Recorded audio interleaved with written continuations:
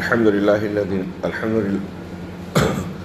لله نحمده ونستعينه ونستغفره ونؤمن به ونتوكل عليه ونعوذ بالله من شرور أنفسنا وسيئات أعمالنا من يهده الله فلا مضل له ومن يضلل فلا هادي له وأشهد أن لا إله إلا الله وحده لا شريك له وأشهد أن محمدا عبده ورسوله أما بعد فإن خير الحديث كتاب الله وخير الهدي هدي محمد صلى الله عليه وسلم وشر الأمور محدثاتها وكل محدثة بدعة وكل بدعة ضلالة وكل ضلالة في النار. أعوذ بالله من الشيطان الرجيم. بسم الله الرحمن الرحيم. اقرأ باسم ربك الذي خلق خلق الإنسان من علق اقرأ وربك الأكرم الذي علم بالقلم علم الإنسان ما لم يعلم. وقال تعالى إنما يخشى الله من عباده العلماء. وقال قل هل يستوي الذين يعلمون والذين لا يعلمون. محترم حاضرین، ہم اور آپ یا کوئی بھی انسان ماں کے پیٹ سے جب جنم لیتا ہے تو ہم دیکھتے ہیں کہ جسمانی اعتبار سے بھی وہ بالکل ننھا منا نازک اور کمزور ہوتا ہے، اور عقل و شعور کے اعتبار سے بھی اسے ہم کورا کاغذ کہہ سکتے ہیں. جیسے جیسے اس کی زندگی اور عمر کی گاڑی آگے چلتی ہے ویسے ویسے اس کے جسم اور شریر میں قوت آتی ہے، وہ طاقتور سے طاقتور ہوتا جاتا ہے، جسم میں بڑھوتری بھی ہوتی ہے اور غذا خوراک ماحول کے اعتبار سے اس کے اندر قوت بھی بڑھتی جاتی ہے. اگر اس کے ساتھ ماحول موافق ہو، ورزش کرتا ہو، ضروری غذا متوازن غذا استعمال کرتا ہو، تو اس کی قوت ان لوگوں کے مقابلے میں جسے ویسا بہتر ماحول ورزش متوازن غذا نہیں ملتی زیادہ قوت والا ہوتا ہے. پھر جب جوانی کی عمر کو پہنچتا ہے تو گویا عمر شباب پر ہوتی ہے، قوت اور طاقت کے اعتبار سے اپنی زندگی کے سب سے زیادہ مضبوطی اور قوت والے دور سے وہ گزرتا ہے، اور پھر آگے بڑھتے ہوئے مزید پھر زوال کی طرف جاتا ہے.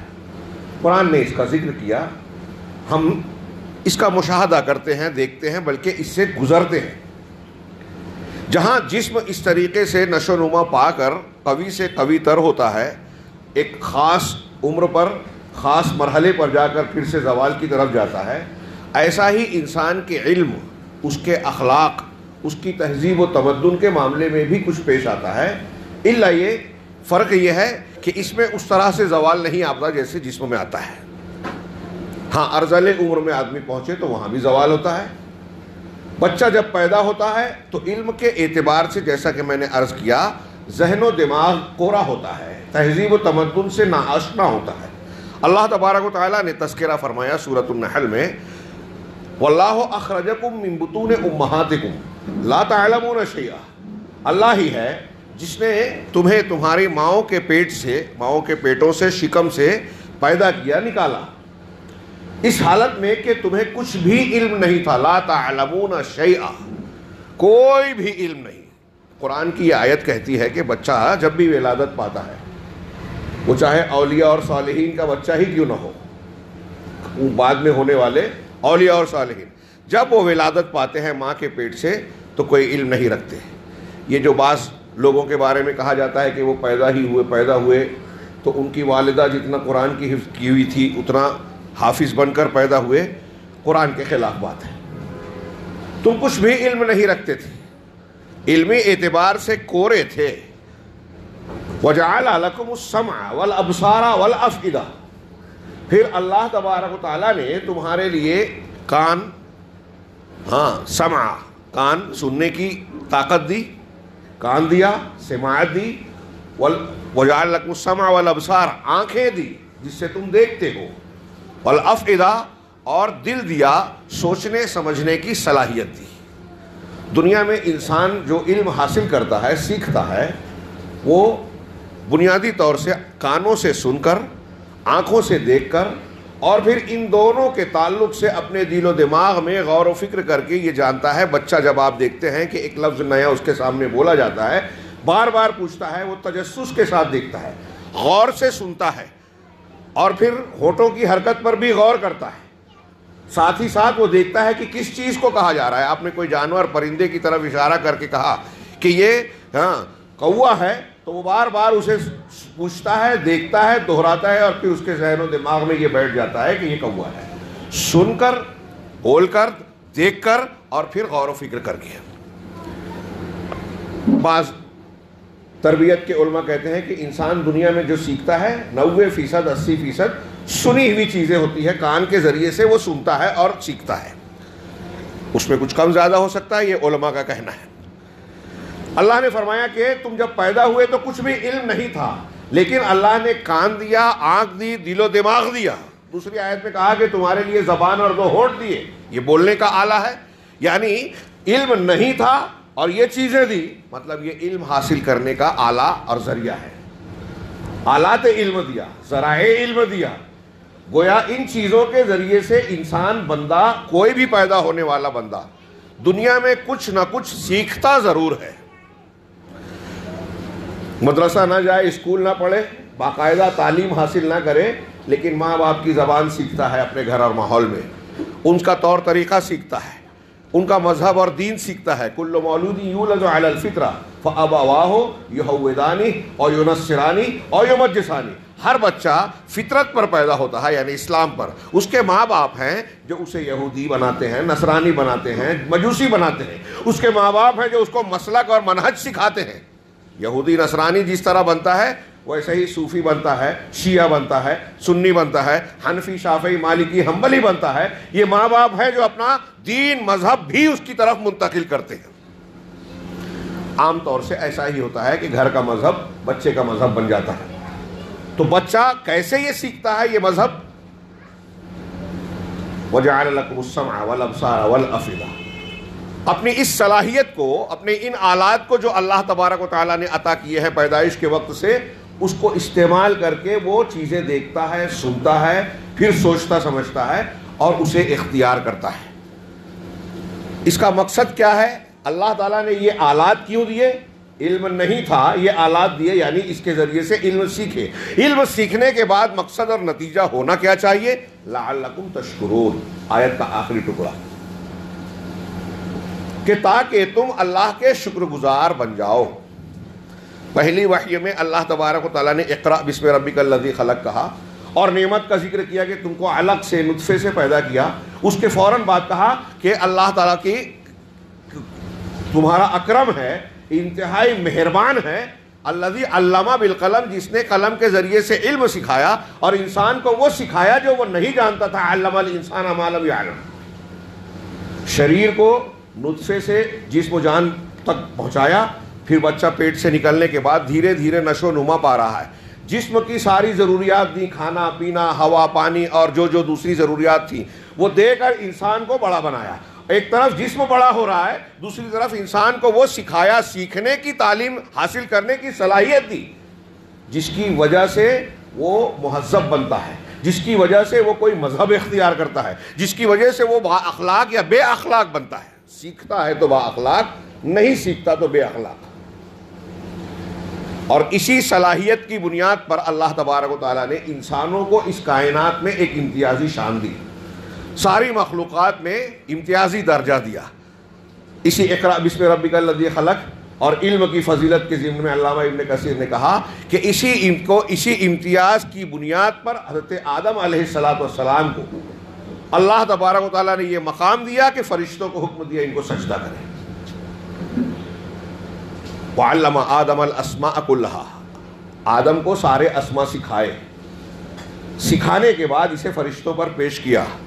فرشتوں سے جو سوال کیا وہ جواب نہیں دے سکے اور کہا سبحانک لا علم لنا الا ما علمتنا، تو پاک ہے، ہمارے پاس وہ علم نہیں ہے سوائے اس کے جو تو نے ہمیں سکھایا. اور آدم کو اسما کا علم دیا. یہ اسما کا علم چیزوں کے نام، یا دو لوگوں نے جو بھی تفسیر کی ہے اس تفصیل میں نہیں جاتے، اصل موضوع کنارے رہ جائے گا. اللہ تبارک و تعالیٰ نے علم کی بنیاد پر آدم کو امتیاز دیا، علم کی بنیاد پر انسان کو امتیازی شان دی، علم کی بنیاد پر انہو کان ظلوما جہولا۔ سورہ احزاب کی آخری آیت کو سیاق و سباق میں دیکھیں، وہاں بھی میں تفصیل میں نہیں جاتا کہ اللہ نے اس امانت کو، دین کو، قرآن کو آسمانوں پر، زمینوں پر، پہاڑوں پر، سب پر پیش کیا، سب نے اٹھانے سے انکار کر دیا، ڈر گئے۔ وَأَشْفَقْنَ مِنْهَا وَحَمَلَهَا الْإِنسَانُ، انسان نے اٹھا لیا اس بار امانت کو۔ کیوں اٹھایا؟ انہو کان ظلوما جہولا، اس لیے کہ وہ بڑا ظالم اور بڑا جاہل ہے۔ انسان کو ظالم اور جاہل کہا، دوسری مخلوقات، پیڑ پہاڑ پودے، دوسری مخلوقات کو ظلم جہول نہیں کہہ سکتے۔ ظلم، ظالم اسے کہیں گے جس کے اندر عدل و انصاف کی، ظلم کی ضد کی صفت موجود ہو کہ وہ انصاف کر سکتا ہے۔ جہول اسے کہیں گے جو علم حاصل کر سکتا ہے، جو علم کی صلاحیت رکھتے ہوئے نہ حاصل کرے وہ جاہل ہوگا۔ یعنی انسان کے اندر یہ علم اور جہالت کی، ظلم اور انصاف کی صلاحیت ہے، اس لیے پوری کائنات میں، مخلوقات میں انسان کو شریعت کا، دین کا، قرآن کا مکلف بنایا گیا۔ مکلف ہونے کی یہ بنیاد ہے علمی صلاحیت ہماری اور آپ کی۔ یہ ایک طرف یہ بات ہوئی، اور پھر اللہ تبارک و تعالیٰ نے، رسولوں نے علم کی ترغیب دی کہ علم سیکھو۔ علم کا حاصل کرنا ہر مسلمان پر فرض ہے۔ ہر بچے کو یہ حدیث یاد ہے ہمارے یہاں، طلب العلم فریضۃ علی کل مسلم۔ میں نے عرض کیا کہ دنیا کا کوئی بھی بچہ مدرسہ، اسکول باقاعدہ جائے نہ جائے، کچھ نہ کچھ سیکھتا ضرور ہے۔ اب سوال یہ ہے کہ دنیا میں بہت سارے علوم پائے جاتے ہیں، کس علم کی کیا اہمیت ہے، کس علم کا سیکھنا کتنا ضروری ہے۔ خطبہ جمعہ ہے اس لیے میں زیادہ تفصیل میں نہیں جا سکتا۔ حاصل کلام جو تفصیلات کا ہے وہ یہ کہ جس علم کی جتنی ضرورت ہے انسان کو، جس علم کی جتنی ضرورت ہے اس کا سیکھنا اتنا زیادہ اہم ہے۔ جملہ یاد رکھیے، جس کی جتنی ضرورت ہے اتنا اہم ہے۔ اب اس میں بہت سارے دنیاوی علوم بھی آ گئے، جس سے نقصان پہنچتا ہے وہ علم حاصل کرنا حرام ہے، جیسے جادو کا علم، رمل، جفر، فال نکالنا وغیرہ وغیرہ۔ ایسے چند علوم ناجائز اور حرام ہیں شریعت اسلامیہ میں۔ باقی دنیا کے جتنے علوم ہیں وہ حسب ضرورت اس کو سیکھنا ہوگا، یہ قرآن کی تعلیمات ہے۔ اللہ نے آدم کو جو اسما سکھائے وہ سب دین نہیں ہے، بہت ساری چیزوں کا علم تھا۔ اللہ تبارک و تعالیٰ نے حضرت سلیمان، حضرت داؤد کے بارے میں مختلف علوم سکھانے کا تذکرہ کیا۔ وَأَلَنَّا لَهُ الْحَدِيدَ، ہم نے ان کے لیے لوہے کو نرم کر دیا۔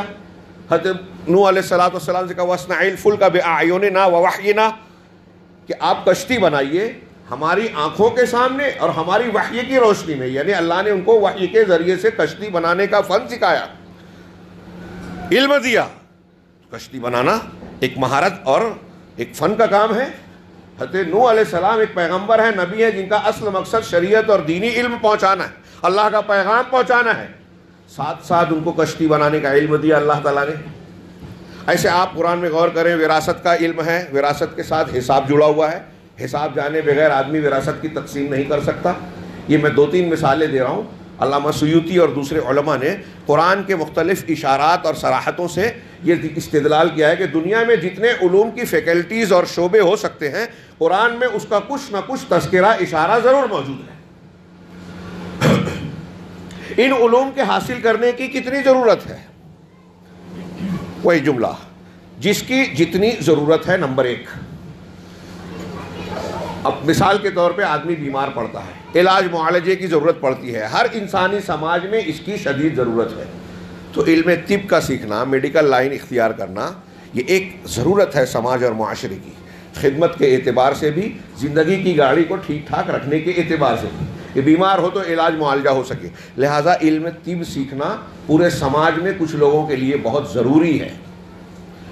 یہ ایک فرض کفایہ ہوا۔ میں نے ایک مثال دی۔ اب گھر بناتا ہے انسان، مسجد تعمیر کرتا ہے، عمارتیں بناتا ہے، اس کے اصول اور ضابطے اگر نہ سیکھے تو گھر ایسے بنائے گا کہ حادثہ ہو جائے گا، چھت گر گئی، لوگ دب گئے، مر گئے۔ لہذا انجینئرنگ سیکھنا ضروری ہے۔ اللہ تعالیٰ نے قرآن میں کہا وَأَعِدُّوا لَهُم مَّا اسْتَطَعْتُم مِّن قُوَّةٍ وَبِالرِّبَاطِ الْخَيْلِ، کہ دشمنوں کے لیے اپنی قوت کا، معاملہ تیار رکھو، وہ ان کی تیاری کر کے رکھو کہ قوت رہے تمہاری تو طاقت۔ اللہ کے رسول نے کہا قوت رمی ہے، رمی یعنی مارنا۔ اب یہ مارنا، تیر چلانا، آج بڑے سے بڑی گولی، بندوق، میزائل ہے، وہ بھی اس میں آ گئی ہے۔ اور خیل، گھوڑوں کو یعنی سواریوں کو بھی تیار رکھو حملہ کرنے اور دفاع کرنے کے لیے۔ اب ظاہر سی بات ہے کہ اس عمل کو انجام دینے کے لیے جو دور اور حالات ہیں اس میں جو ہتھیار چل رہے ہیں، مقابلے کے لیے جن لوازمات کی ضرورت ہے ان کا بنانا، مہیا کرنا اسلامی حکومتوں اور مسلمان سماج اور معاشرے کو ضرورت ہے۔ لہذا اس علم کو جب سیکھیں گے تبھی تو قوت تیار رکھیں گے، یہ سیکھنا بھی ضروری ہوا۔ ایسے بہت سارے علوم ہیں۔ اب نبی کریم صلی اللہ علیہ وسلم کا ارشاد ہے طلب العلم فریضۃ علی کل مسلم، ہر مسلمان پر علم کا حاصل کرنا فرض ہے۔ تو کیا ان میں سے حساب کا علم فرض ہے؟ انجینئرنگ ہر مسلمان کے لیے سیکھنا ضروری ہے، میڈیکل لائن میں جانا ضروری ہے، کشتی بنانا ضروری ہے، علاج معالجہ جو حضرت عیسیٰ علیہ السلام کو معجزے کے طور پر جو چیزیں دی گئی تھی وہ سیکھنا ضروری ہے۔ ان میں سے کون سا علم ہے جو ضروری ہے؟ دو باتیں سب سے زیادہ شدید ضرورت، ہر مسلمان کو کس کی ضرورت ہے؟ کس چیز کی ضرورت ہے؟ مسلمان ہی نہیں، دنیا کے ہر انسان کے لیے کیا ضرورت ہے؟ وہ ہے ہدایت۔ دنیا میں بہت سارے مذاہب ہیں، بہت سارے مسلک ہیں، بہت سارے دین ہیں۔ اب انسان کیوں پیدا ہوا؟ الگ الگ جواب مل رہا ہے ادیان سے، مذاہب سے۔ کیسے زندگی گزارنی چاہیے؟ پیدا کرنے والے نے ہم کو پیدا کیوں کیا اور اس کا مقصود اور مطلوب ہم سے کیا ہے؟ کس طرح کی زندگی وہ چاہتا ہے؟ کون سا عقیدہ پسند کرتا ہے؟ کون سا منہج زندگی کا پسند کرتا ہے؟ یہ جاننا ہر مسلمان کی سب سے زیادہ اولین ضرورت ہے۔ دنیا کے جتنے بھی علوم ہیں، جتنی فیکلٹیز ہو سکتی ہیں، علم طب ہو، انجینئرنگ ہو، حساب کتاب ہو، جیومیٹری ہو، سائنس ہو، سائنس کی دوسری فیکلٹیز، فزکس، کیمسٹری اور دوسری جتنی بھی چیزیں ہو سکتی ہیں، ان سب کے مقابلے میں دین کا علم سب سے زیادہ اہم، اس لیے کہ سب سے زیادہ انسان کی نجات کے لیے ضروری ہے، انسان کو انسان بنانے کے لیے ضروری ہے۔ اللہ تبارک و تعالیٰ نے اسی علم سے متعلق زیادہ تر فضیلتیں بیان کی ہیں قرآن و حدیث میں، اسی کو وراثت نبوی، انبیاء کی وراثت کہا ہے۔ لہذا دین کا علم سیکھنا ہر مسلمان کا فرض ہے۔ دین کے علم میں بھی اگر ہم تقسیم کریں مختلف انداز میں تو ایک تقسیم ہے علم الاصول اور ایک ہے علم الفروع۔ علم الاصول یعنی بنیادوں کا علم، جس کو ہم شرعی اصطلاح میں عقیدہ اور ایمان سے متعلق باتیں کہتے ہیں، عقائد، اور دوسرے علم فروع، عقائد اور ایمان سے ہٹ کر اعمال اور احکام سے متعلق جتنی بھی چیزیں ہیں وہ فروع ہیں۔ فروع کا مطلب یہ نہیں کہ وہ غیر اہم ہیں، ان کی اپنی اہمیت ہے۔ ہاں، سنت رسول کی ایک چھوٹی سی چیز جس کو ہم چھوٹی کہتے ہیں، اگر وہ ہے رسول سے ثابت ہے تو مسلمان کے نزدیک وہ چھوٹی نہیں ہے۔ ہاں، آپ کہاں بٹن لگاتے تھے، آپ کس طرح سے مسواک کرتے تھے، آپ کس طرح چپل جوتا پہنتے تھے، کون سا پیر پہلے فلاں جگہ ڈالتے، کون سا پیر نکالتے تھے، جب یہ نبی صلی اللہ علیہ وسلم سے ثابت ہو جائے گا تو دنیا کے کسی انسان کسی طریقے کے مقابلے میں ہمارے لیے وہ بہتر کہلائے گا۔ وہ اہمیت ہے رسول کی سنت کی۔ لیکن اب احکام میں بھی، دین کے احکامات میں بھی کچھ درجات ہیں، جیسے علم کے درجات، ویسے اہل علم کے درجات۔ یرفع اللہ الذین آمنوا والذین اوتوا العلم درجات، قرآن کا ارشاد ہے کہ اللہ تبارک و تعالیٰ ان لوگوں کو جو ایمان والے ہیں اور جن کو علم دیا گیا ان کے درجات مقرر کرتا ہے۔ یہاں آپ دیکھیے کہ علم کے ساتھ ایمان کا تذکرہ ہے۔ ہاں، علم صرف معلومات حاصل کرنے کا نام نہیں ہے، صرف ڈگری لینے کا نام نہیں ہے کہ آپ نے ڈگری لے لی، اپنے گھر میں لگا لی اور آپ اہل علم کہلانے لگے۔ دنیا کی نظر میں سند کے اعتبار سے آپ صاحب علم ہو گئے۔ اللہ تبارک و تعالیٰ کے نزدیک صاحب علم کب کہلائیں گے؟ جب آپ کے اندر اہل علم کی صلاحیت، اس کے نتائج، لعلکم تشکرون، جو قرآن نے کہا تاکہ تم شکر گزار بن جاؤ۔ قرآن نے کہا انما یخشی اللہ من عبادہ العلماء، اللہ سے اس کے عالم بندے ہی ڈرتے ہیں۔ یہ علم کی فضیلت دیکھیے، ہاں کتنی اہمیت کی حامل بات ہے۔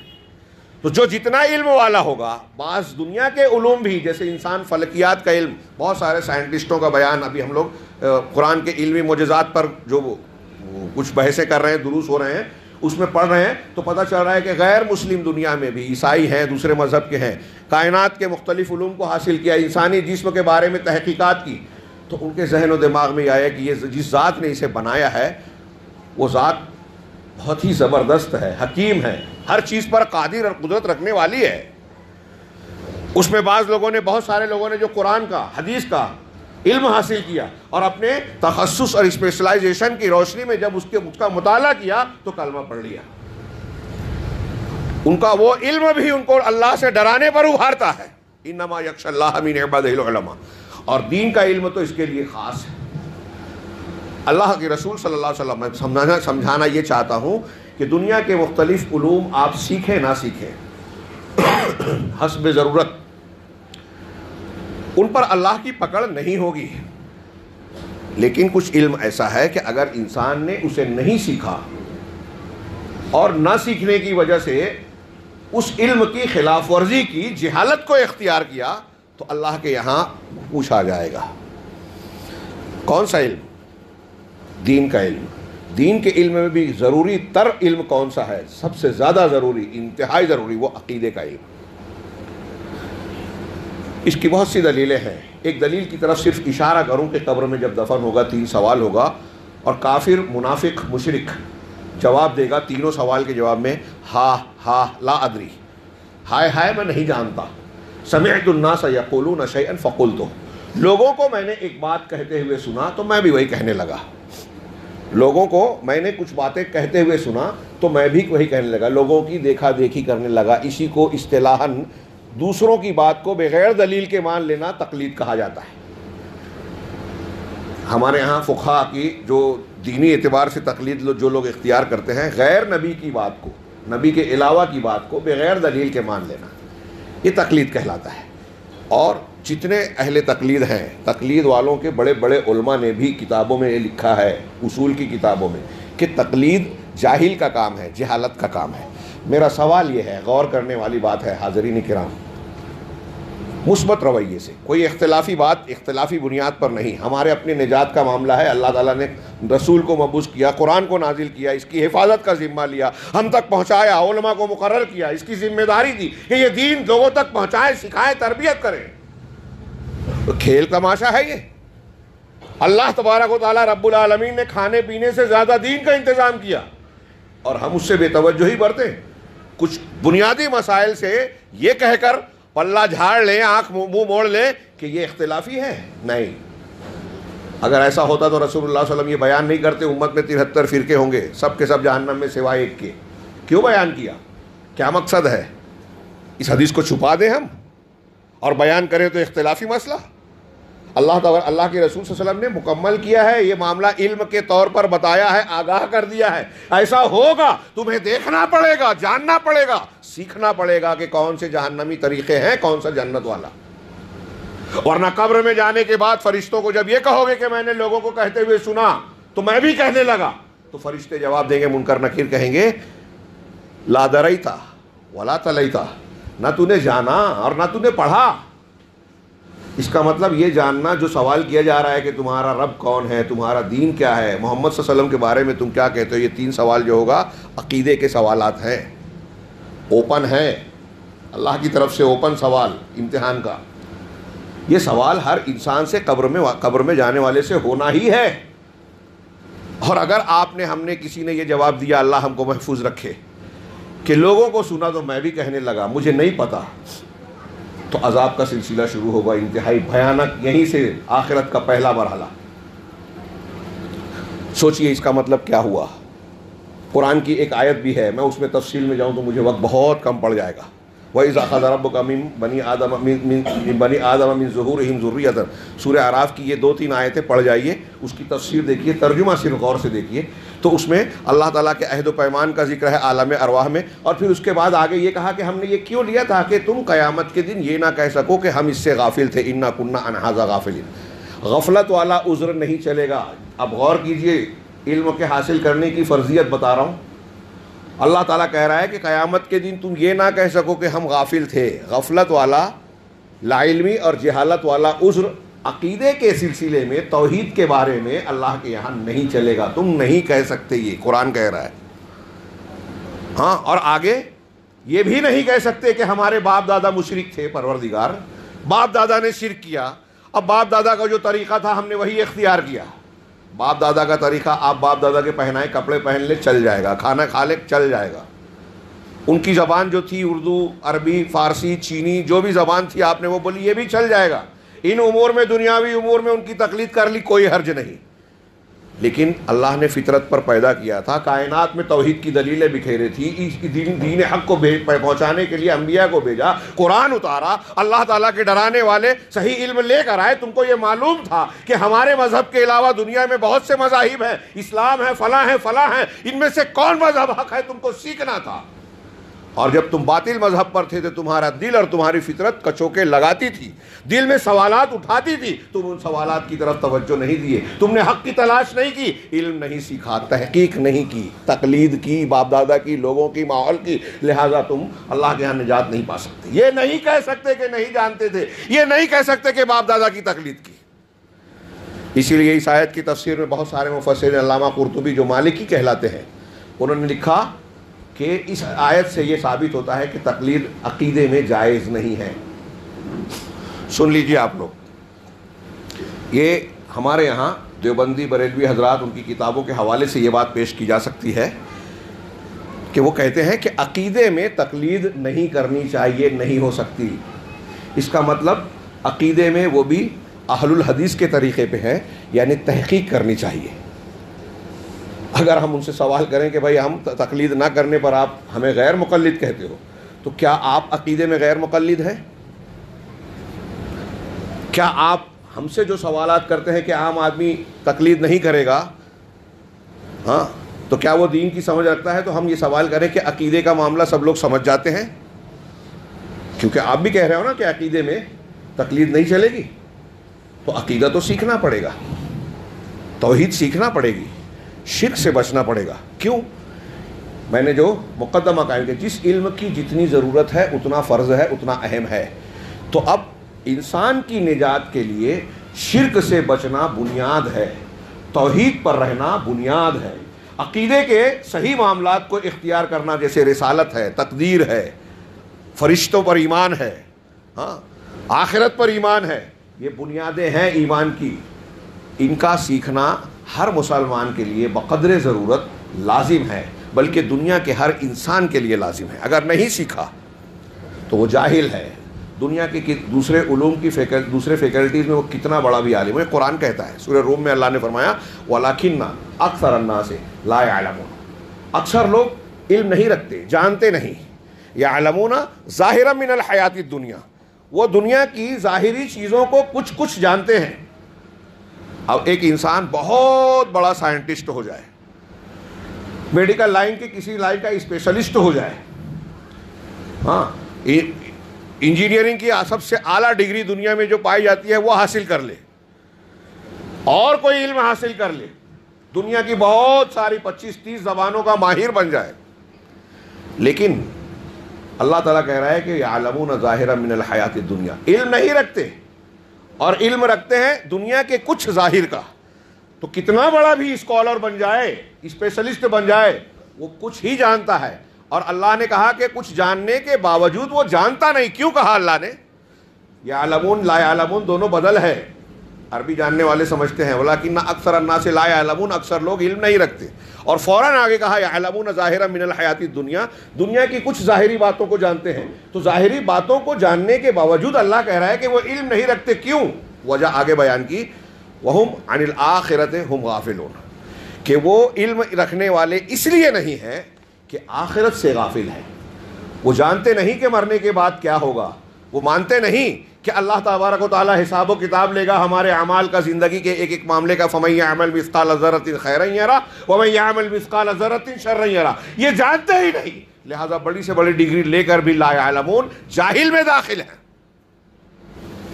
یہاں جہالت عذر نہیں بنے گی. یہاں میرے سامنے کاغذ پہ کچھ علماء کے احکامات نقل کیے. علامہ ابن قیم نے علم کی فضیلت سے متعلق بہت سارے جو اقوال وجوہ بیان کی علم کی فضیلت بیان کرتے ہوئے. تو اس کے ضمن میں انہوں نے 107ویں نمبر پر یہ بیان کیا کہ سہل بن عبداللہ تستری یہ کہتے ہیں کہ من اراد النظر الی مجالس الانبیاء، میں نے گھڑی دیکھ کر بات کو سمیٹ لیا، کہ جو چاہتا ہے کہ انبیاء کی مجلسوں کی طرف دیکھے.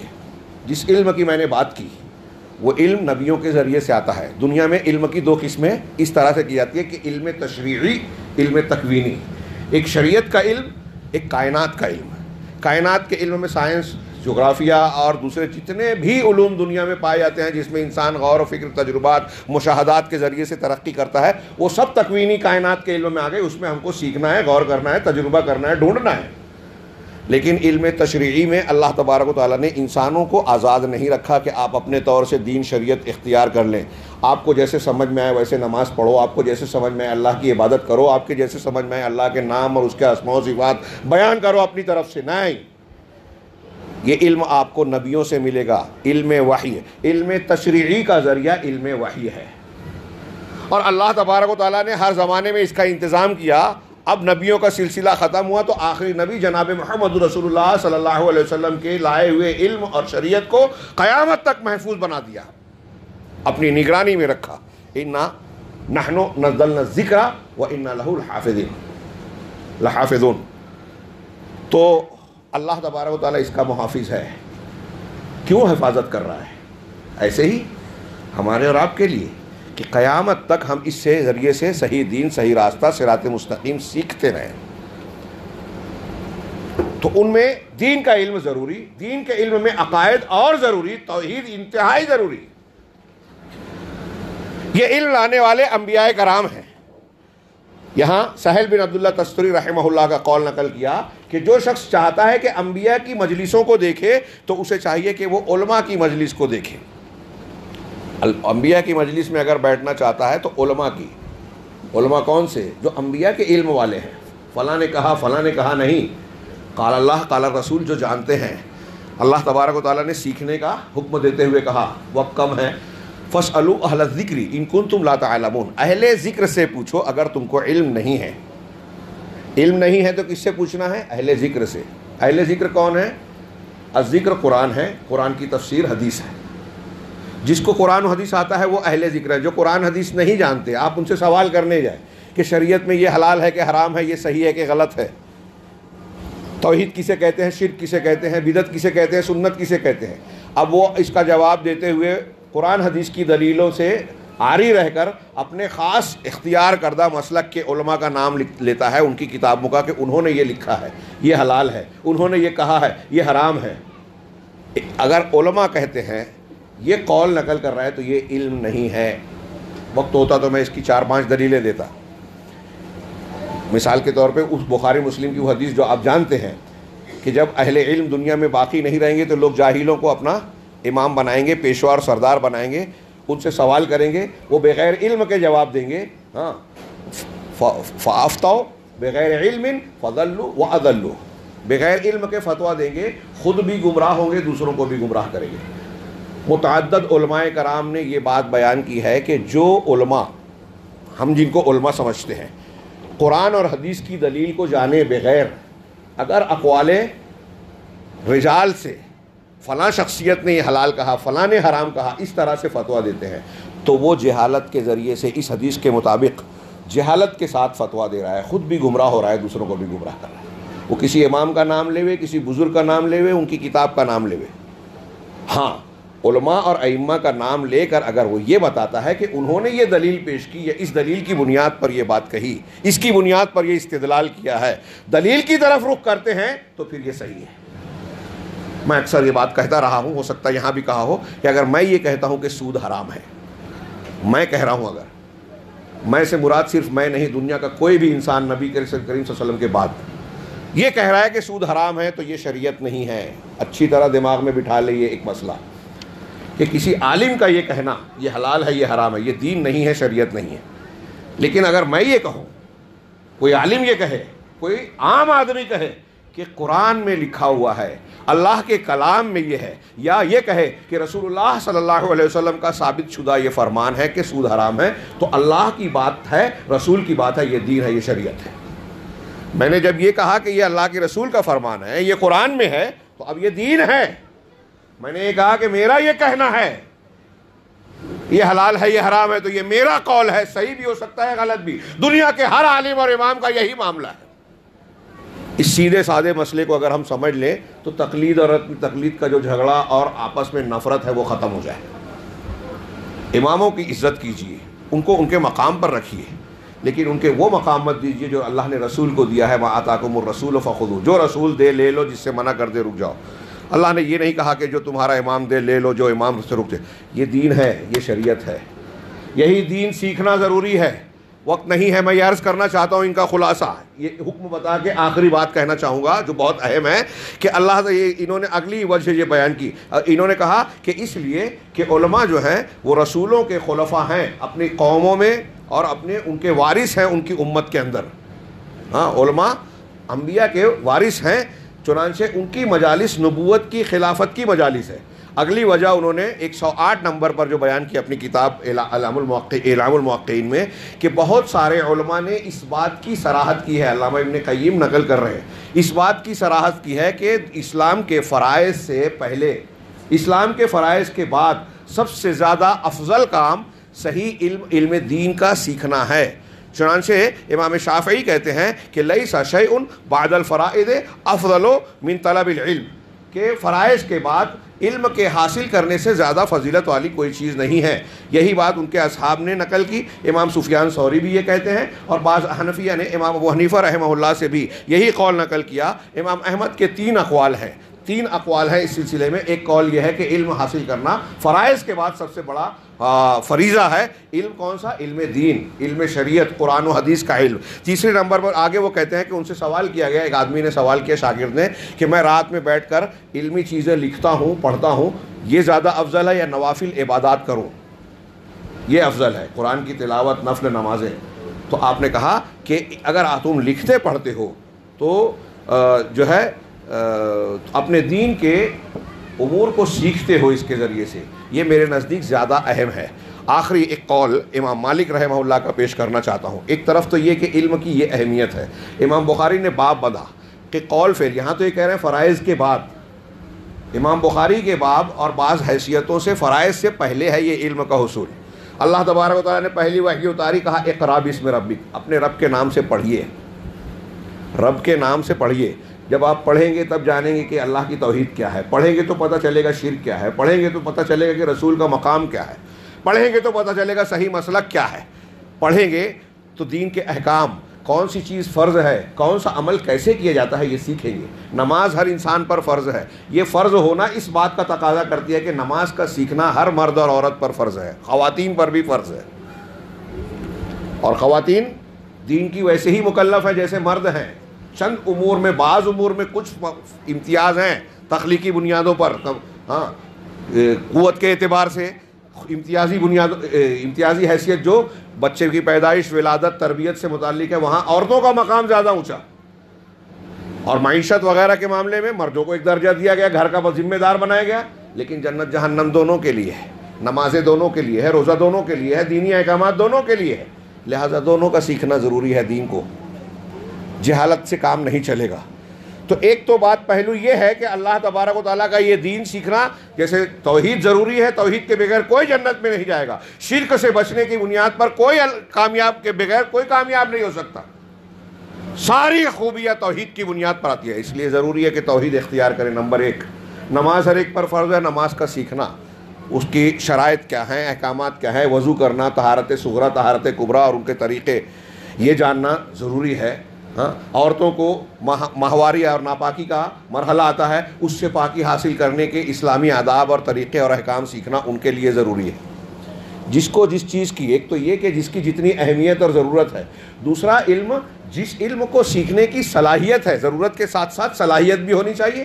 بعض چیزیں ایسی ہے کہ کچھ لوگوں کی سمجھ میں نہیں آتی تو وہ اس کا مکلف نہیں ہے، تو جیسی آپ کی ضرورت ہے، اگر آپ تاجر ہیں تو تجارت کے اصول، اگر آپ ملازم ہیں تو ملازمت کے اسلامی آداب، اگر آپ کوئی اور فن میں اور شعبے سے تعلق رکھتے ہیں تو اس فن اور شعبے کی بات کو آپ کو اسلامی طریقے سے سیکھنا ہے. یہاں میں آخری قول پیش کرنا چاہتا ہوں کہ یہ فرض ہونے کے فرضیت کے تذکرے کے بعد امام مالک کا قول ہے کہ ان کے شاگرد ابن القاسم کہتے ہیں کہ میں نے امام مالک کو کہتے ہوئے سنا کہ کچھ لوگ ایسے ہیں جنہوں نے عبادات کے پیچھے اپنے آپ کو لگا دیا. انما اقواما ابتغوا العبادہ، عبادت کے پیچھے لگ گئے. عبادت اور دین کے نام پر جب وہ شریعت کی طرف متوجہ ہوتے ہیں تو صرف عبادات میں لگے.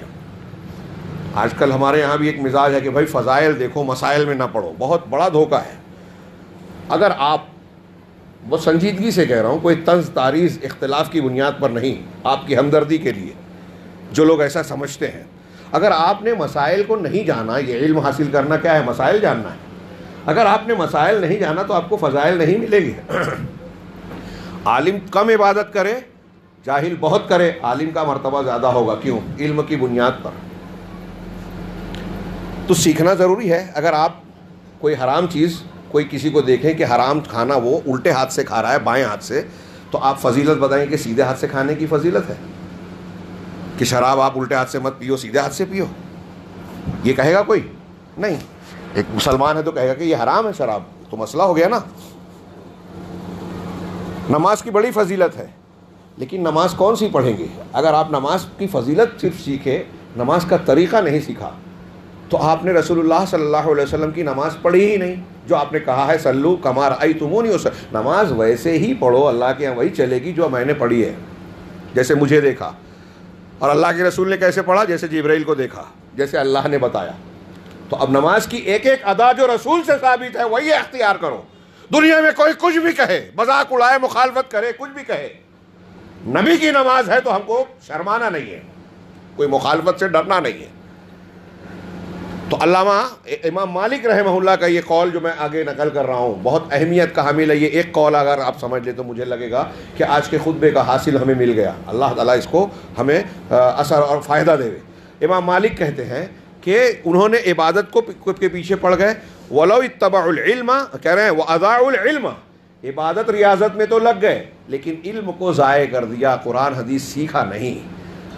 تو علم کو ضائع کرنے کے نتیجے میں کیا ہوا؟ نتیجہ کیا نکلا؟ ایک نتیجہ تو وہ ہے لعلکم تشکرون، اللہ کے شکر گزار بن جاؤ. علم کے حاصل کرنے کا یہ مقصود ہے.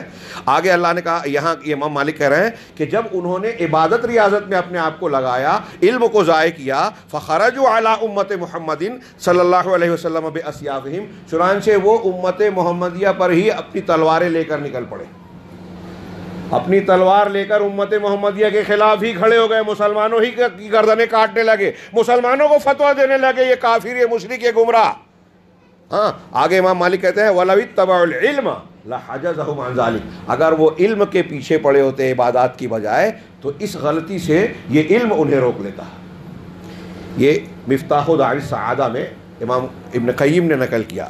یہ امام مالک کے آخری قول کو صرف ایک جملے میں یا مختصر سے آپ سمجھیں، بہت زیادہ غور کریں کہ دنیا میں جتنے بدعتی ہیں، جتنے گمراہ لوگ ہیں، وہ اہل حق کی مخالفت کرتے ہیں.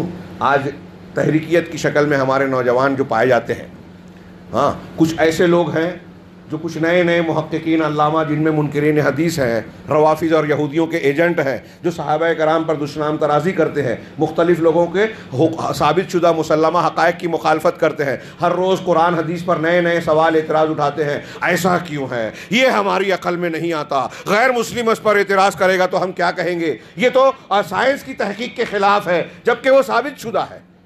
ان کے زبان سے آپ یہ نہیں سنیں گے کہ قرآن و حدیث کا اصل مقصود کیا ہے.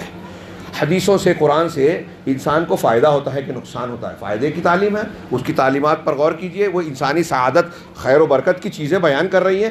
ہاں وہ ماں باپ کے حقوق، اللہ کے حقوق، رسول کے حقوق، ہاں ان کو ادا کرنے میں آپ کو فائدہ ہوگا کہ نقصان ہوگا؟ دنیا اور آخرت کا فائدہ ہے کہ نقصان ہے؟ تو اس پر گفتگو نہیں کریں گے. وہ نوجوانوں کو، لوگوں کو علم کی طرف، دین کی طرف نہیں بلائیں گے، بلکہ شکوک و شبہات پھیلا کر حق سے برگشتہ بنائیں گے.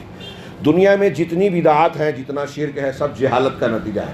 قوم نوح میں جو شرک شروع ہوا، حضرت ابن عباس نے اس کا وجہ بتائی کہ اولیاء بزرگوں کی تصویریں بنائی. جب تصویریں بنائی تو بنانے والوں نے ان کی عبادت نہیں کی، ان کی نیت یہ نہیں تھی، لیکن شیطان نے اگلی نسل کو یہ پڑھایا، سبق پڑھایا، ان کے دل میں ڈالا کہ تمہارے باپ دادا ان کو ذریعہ بنا کر اللہ کی عبادت کرتے تھے. اس لیے حضرت ابن عباس کا جملہ ہے بخاری میں، دیکھیے فلما نسی العلم، جب علم بھلا دیا گیا، عبادت، تو ان بتوں کی عبادت شروع ہو گئی.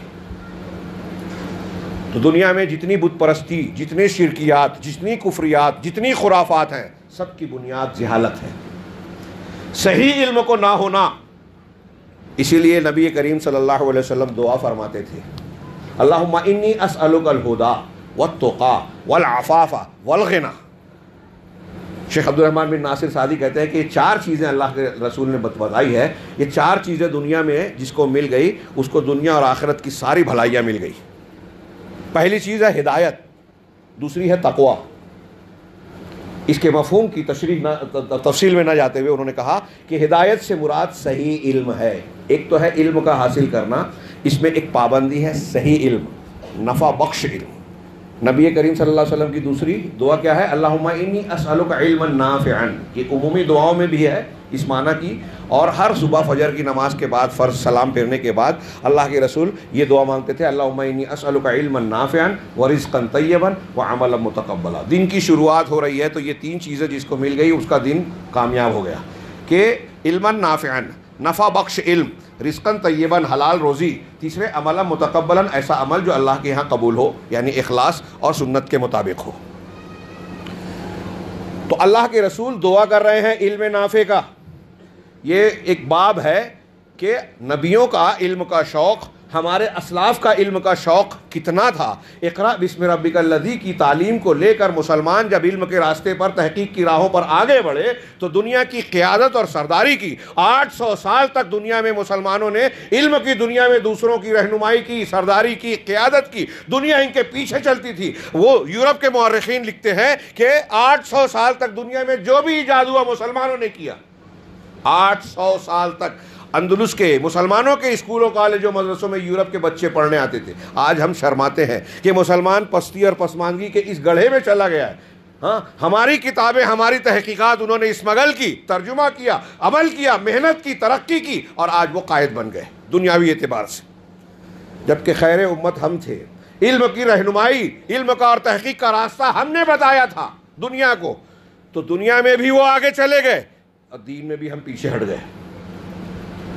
دین کے معاملے میں بھی اب مسلمان دنیا کی چیزوں میں نئی نئی چیزیں ایجاد کرنے کی بجائے دین میں ایجادات کر رہا ہے، بدعات کی. دین میں کوئی بھی ایجاد ہو بدعت ہے، بدعات کی ایجاد کر رہا ہے. تو علم نافع ہونا چاہیے.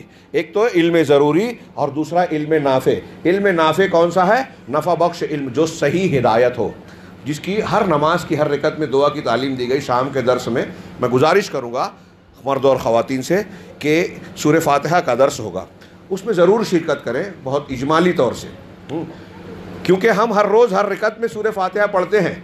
ہاں، مولانا آزاد اور دوسرے علماء نے لکھا کہ گویا اللہ تبارک و تعالیٰ نے اس کو بار بار دہرانے کی تعلیم دے کر، مشروع کر کے یہ سکھایا ہے کہ ہم کو دین کے بارے میں کم سے کم اتنی باتوں کا علم ہونا چاہیے جتنا سورہ فاتحہ میں ہے، اور دین کی بنیادیں اس میں سمٹی ہوئی ہیں، سارے اہم مطالب اس میں سمٹے ہوئے ہیں.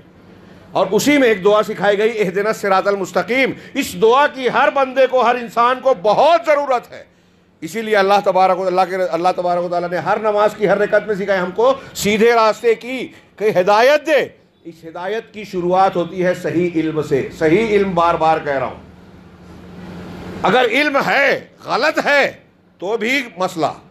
آج جو دنیا کی بڑی بڑی ڈگریاں لے رہے ہیں وہ نفع بخش علم نہیں ہے. جو جتنا علم والا ہے اتنا تنگ نظر ہے، وہ اپنی اپنی فیملی کے لیے جیتا ہے. ہم سوچتے ہیں ایک مسلمان کلیکٹر بن گیا، فلاں بن گیا، ڈھما بن گیا، لیکن پتہ چلتا ہے کہ وہ بھی جانوروں کی طرح زندگی گزارتا ہے، اپنے اپنے بال بچوں کو دیکھتا ہے، قوم ملت اور اس کے تقاضوں کو نہیں، الا ماشاء اللہ. تو یہ کون سا علم ہے؟ علم نافع نہیں ہے. علم نافع وہ ہے جو خود کے لیے بھی دنیا اور آخرت میں مفید کاموں کے پر ابھارے، اللہ کی خشیت اور خوف دل میں پیدا کرے، اور دوسروں کو بھی فائدہ پہنچانے کا جذبہ ابھارے صحیح علم کی بنیاد پر. لوگ مخالفت کر رہے ہیں، انبیاء کو دیکھیے کتنی مخالفت کی گئی، لیکن توحید کو پیش کرنے سے پیچھے نہیں ہٹے. تو دین کے سلسلے میں ایک انسان کا معاملہ یہی ہونا چاہیے کہ دین حق کو سیکھے، اس پر خود عمل پیرا ہو، اور بلا کسی مخالفت کے ڈر کے صحیح علم لوگوں تک پہنچائے۔ اس کی مخالفت ہوگی، کچھ لوگ ناراض ہوں گے، مخالفت کریں گے، آپ اور ہم نبی سے اچھے یا نبی کے برابر بھی نہیں پہنچ سکتے، لیکن انبیاء کرام علیہ الصلوۃ والسلام نے جب دنیا کے سامنے صحیح علم پیش کیا تو ان کی بھی مخالفت کی گئی۔ ہاں، اللہ تبارک و تعالیٰ نے ہم کو اس علم کے حاصل کرنے کا مکلف کیا، اور پھر جیسے جیسے آپ کو علم حاصل ہوگا ویسے ویسے آپ شریعت کے دین کے کاموں کے مکلف ہوتے جائیں گے، اور جتنا علم ہوگا اتنا ہی زیادہ آپ اللہ سے ڈرنے والے ہوں گے۔ ایک آدمی جتنا اللہ سے ڈرنے والا ہوگا اتنا زیادہ مہذب ہوگا، اتنا زیادہ نیک ہوگا، اتنا زیادہ اپنے گھر والوں اور سماج کے لیے مفید ہوگا۔ جو جتنا مفید ہے، اب ایک آدمی بڑی سے بڑی ڈگری لے لے اور اگر مفید نہیں ہے تو وہ بیکار ہے۔ اس لیے ہمیں یہ دعا بھی کرنی چاہیے، اور دعا کر کے کافی نہیں ہے، کوشش بھی کرنی چاہیے کہ جو صحیح علم ہے، نفع بخش علم ہے، جو صحیح ہدایت ہے، قرآن و حدیث ہے، اللہ تعالی ہمیں اس کا علم دے۔ دنیا میں اس سے بڑھ کر کوئی نعمت نہیں ہے۔ ساری خوبیاں علم کی بنیاد پر پیدا ہوتی ہے۔ انسان کے جتنے بھی زیور اور خوبصورتی کی وہ چیزیں ہو سکتی ہیں، جیسے جیسے وہ سب سے اہم، سب سے افضل زیور اس کا علم ہے۔ جتنی خرابیاں، جتنے خامیاں ہیں، بد تہذیبیاں ہیں، بد اخلاقیاں ہیں، بد عقیدگیاں ہیں، یہ سب کے سب اس کی جڑ اور بنیاد دو ہی چیزیں ہیں، ایک جہالت اور دوسرے ظلم۔ انہ کان ظلوما جہولا۔ تو ہم اس جہالت کا ازالہ کر سکتے ہیں۔ علم کے حاصل کرنے کی کوئی عمر نہیں ہے۔ میں نے کہا کہ یہ ایک باب رہ گیا۔ نبی کریم صلی اللہ علیہ وسلم اولین اور آخرین کا علم دیے گئے، اور آپ دعا کر رہے ہیں اللہم انی اسألک علما نافعا۔ آپ کو حکم دیا گیا کہ وقل ربی زدنی علما، کہ آپ کہیے کہ پروردگار میرے علم میں اضافہ کر۔ علم کو بڑھانے کی دعا رسول کو سکھائی اللہ تعالیٰ نے قرآن میں۔ حضرت موسیٰ علیہ السلام نبی ہیں، پیغمبر ہیں، واقعہ کے پس منظر میں جو اشارہ صرف کروں کہ وہ پتہ چلا کہ حضرت خضر ایک بندے ہیں اللہ کے جن کو ایسا علم ہے جو ان کے پاس نہیں ہے، تو اپنے ساتھی کو لے کر سفر کرتے ہیں۔ کس لیے سفر کیا؟ سورہ کہف میں اس کا تذکرہ ہے، بخاری مسلم کی حدیثوں میں اس کی تفصیل ہے۔ سفر کس لیے کیا حضرت موسیٰ علیہ السلام نے؟ علم حاصل کرنے کے لیے۔ ہم گھر بیٹھ کر علماء آتے ہیں تو ہمارے پاس ٹائم نہیں ہے، فرصت نہیں ہے، توجہ نہیں ہے، دلچسپی نہیں ہے قرآن حدیث سیکھنے کی۔ امام جابر بن عبداللہ صحابی رسول ہیں، ایک حدیث سیکھنے کے لیے 1 مہینے کا سفر کیا۔ امام بخاری نے صحیح بخاری میں تعلیقاً ذکر کیا۔ ایک بات کہہ کے ختم کروں بات کو، سلف کے شوق علم صفحات من کیا ہے، ایک کتاب ہے کہ علماء کی تاریخ اور علم کے شوق کی صفحات، اور ایسی کئی کتابیں بیانوں، علامہ ابن عبد البر کی کتاب جامع بیان العلم و فضل، اس کا اردو مختصر ترجمہ بھی ہے، آپ اسے پڑھیں، حیرت زدہ رہ جائیں گے کہ ہمارے اسلاف اور سلف میں علم کا شوق کیسا تھا۔ کوئی گھر سے نکلا 4 سال کے بعد آ رہا ہے حدیثیں سیکھنے، کوئی 7 سال کے بعد آ رہا ہے۔ کہتے ہیں ابو ریحان البیرونی 12 سال کی عمر میں گھر سے نکلے اور لوٹے تو 40 سال کی عمر تھی۔ دنیا میں سب سے پہلے شخص ہیں جنہوں نے دنیا کا مکمل نقشہ بنایا۔ ایسی مثالوں میں ہم کتابیں بھر سکتے ہیں۔ بقی ابن مخلد بہت دور سے سفر کر کے امام احمد بن حنبل کے پاس حدیث سیکھنے آئے۔ پتہ چلا کہ وہ نظر بند کر دیے گئے ہیں خلق قرآن کے فتنے میں، اور وہاں ان کے دروازے پر سپاہی پہرے دار بنے بیٹھے ہیں۔ یہ وہاں پہنچے، دستک دی، دروازہ کھولا، سلام کیا، کہا میں فلاں ہوں، اتنے لمبے سفر سے آیا ہوں، آپ سے حدیث سیکھنا چاہتا تھا۔ کہا بات اچھی ہے، بہت ٹھیک ہے، تمہارا شوق علم درست ہے، لیکن مسئلہ یہ ہے کہ میں نظر بند ہوں، میں گھر سے نہیں نکل سکتا، تمہیں درس کیسے دوں؟ تو انہوں نے کہا کہ ٹھیک ہے، جب میں اتنی دور سے آیا ہوں تو میں سرائے ورائے میں کہیں ٹھہروں گا، لیکن روزانہ بھکاری بن کے آپ کے پاس آؤں گا، اسی طرح دستک دوں گا، صدا لگاؤں گا، آپ بھیک دینے کے لیے دروازے پر آئیے، اور 1 حدیث 2 حدیث 3 حدیث جو آپ مجھے سکھانا چاہیں کھڑے کھڑے سکھا دیں۔ کہا یہ ٹھیک ہے، اور کئی مہینوں تک کافی حدیثیں بقی ابن مخلد نے اس طرح سیکھی۔ کئی لوگ محدثین کے پاس سفر کر کے ان سے وقت لینے کے لیے وہ مسجد اور گھر کے درمیان جو پیدل چل کے جاتے تھے، مسجد سے ساتھ چلتے تھے کہ اس درمیان ہم کوئی حدیث سن لیں، سیکھ لیں، کوئی بات جان جائیں۔ علماء کی مجلس کا یہ شوق، دین کو سیکھنے کا یہ جذبہ، یہ دلچسپی ہمارے اسلاف میں تھا، اور اس شوق نے ان کو بڑے بڑے کارنامے انجام دینے والا بنا دیا۔ آج ہمارے یہاں ہمارے بچوں میں، ہمارے گھروں کے ماحول میں دین سیکھنے کا مزاج ہی نہیں ہے۔ دین سیکھنے کا اگر کوئی معاملہ ہوگا تو ثانوی طور پر کیا رہے مولوی صاحب کو مکتب میں بھیج دیا جائے، مسجد میں، اس پر ہم نگرانی نہیں کرتے۔ جس طرح SSC HSC یا خاص امتحان کے وقت اہتمام کر کے ماں باپ میں سے کوئی ایک متعین ہوتا ہے نگرانی کرنے کے لیے، بچہ اسٹڈی کر رہا ہے کہ نہیں کر رہا ہے، اس کے لیے کیوں؟ اس لیے کہ اب دنیا مادہ پرستی غالب ہے، اور آج دنیا میں علم کا تعلیمی مافیا کام کر رہا ہے۔ علم کی اہمیت اسٹیجوں سے جو بیان کرتے ہیں ہمارے ادارے کے بڑے یا علماء یا جو بھی، تو وہ جو بیان کرتے ہیں فضیلت، وہ فضیلت کتابوں میں ہے، تقریروں میں ہے۔ پریکٹیکل میں آج علم حاصل کرنے کے بعد انسان نہیں بن رہا ہے، انسان خدمت گار نہیں بن رہا ہے، فضیلت والا نہیں بن رہا ہے۔ انسان علم حاصل کرنے کے بعد، ڈگری حاصل کرنے کے بعد ملازم بنتا ہے۔ بڑے بڑے کالجز، یونیورسٹیاں ڈگریوں کی دکان بن گئی ہے، اور لوگوں کا مقصد علم حاصل کر کے انسانیت کو، علم کے مقاصد کو فروغ دینا نہیں ہے۔ تو علم خود گمراہی کا شکار ہو گیا ہے۔ نتیجے کے طور پر آج ہم دیکھتے ہیں کہ اس تعلیمی اداروں میں وہ بدعنوانیاں ہے، کرپشن ہے۔ اس کو خود سدھارنا ہے تو ان کو بھی صحیح علم اور صحیح عقیدہ سکھانا ہوگا۔ علم خود گمراہی کا شکار ہے۔ میں یہ عرض کرنا چاہتا ہوں کہ آج تعلیم کو صحیح راستے پہ لانے کی ذمہ داری مسلمانوں کی ہے، کیونکہ ہم کو آپ کو صرف سیکھنا نہیں کہا گیا، بلکہ کہا گیا اقرا بسم ربک، پڑھنا ہے۔ صرف پڑھنا نہیں ہے، رب کے نام سے پڑھنا ہے، پابندی ہے۔ لہذا جب رب کے نام سے آدمی پڑھے گا تو اس کا علم صحیح علم ہوگا، نفع بخش علم ہوگا۔ کچھ اہم باتیں رہ جا رہی ہیں، لیکن وقت بہت زیادہ ہو گیا، میں معافی چاہتا ہوں، تاخیر سے خطبہ شروع ہوا۔ اتنی گنجائش میں سمجھتا ہوں کہ آپ لوگ بھی دیں گے۔ اللہ تبارک و تعالیٰ سے دعا ہے کہ وہ ہمیں صحیح علم، صحیح ہدایت کو سیکھنے سمجھنے کی توفیق عطا فرمائیں۔ جتنا ہمارے لیے علم حاصل کرنا ضروری ہے، ہم اپنے اور اپنے بچوں کے لیے اتنا انتظام کریں۔ اللہ تبارک و تعالیٰ نے، رسول اللہ صلی اللہ علیہ وسلم نے کہا تم میں سب سے بہتر وہ ہے جو قرآن سیکھے اور سیکھے۔ اس لیے قرآن کا علم لازمی ہے۔ اسلامی سماج اور معاشروں میں ہمیشہ یہ کہا گیا کہ تعلیم دینا ہے تو دنیا کی بہت ساری چیزیں، لیکن قرآن کا بقدر ضرورت بچوں کو سکھانا لازم ہے، اور اس کا سیکھنے سکھانے والا سب سے افضل ہے اللہ کے نزدیک۔ آج ہمارے نزدیک دین کا سیکھنے سکھانے والا سب سے کمتر ہو گیا، اس لیے کہ علم کو ہم نے معیشت سے، اقتصاد سے، روزی روزگار سے جوڑ دیا ہے۔ لہٰذا ہم علم کو برائے علم کو اس کے مقاصد سے جوڑیں۔ ہاں، اللہ تعالیٰ ہمیں اس کی توفیق عطا فرمائے۔ بارک اللہ لنا ولکم فی القرآن المجید ونفعنا وإیاکم بالآیات والذکر الحکیم، انہ تعالی جواد کریم ملک بر رؤوف رحیم۔